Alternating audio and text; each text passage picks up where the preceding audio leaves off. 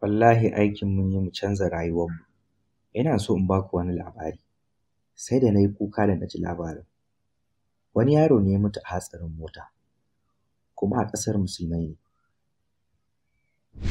Kuma yaro ne wanda yake kallon batsa, wanda yake yawan kallon batsa. Allah ya gafarta masa.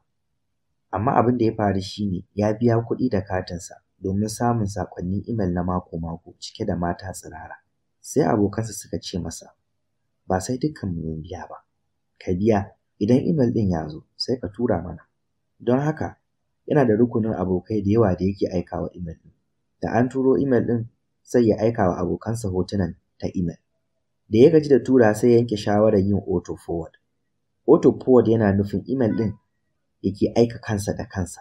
Don haka ya mutu a hatsarin mota. Abokansa suna tare da shi kuma sun ji zafin mutuwar abokinsu sosai.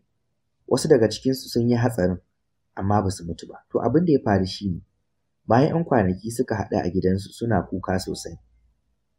Don sun ce Sheikh duk sati muna samun saƙonnin imel daga wannan mutumin amma yanzu yana cikin kabarinsa.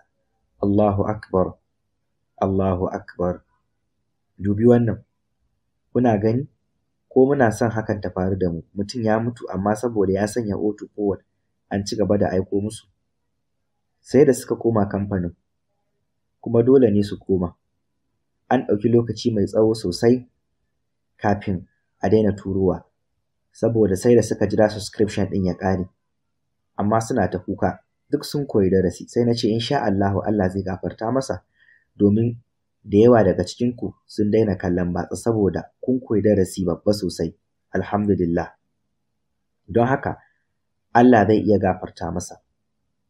Kada mu yi tunani mara kyau game da shi. Allah ne mai hukunci. Ba mu kai mu hukunta kowa ba. Don haka muna roƙon Allah, amma mun koyi darasi.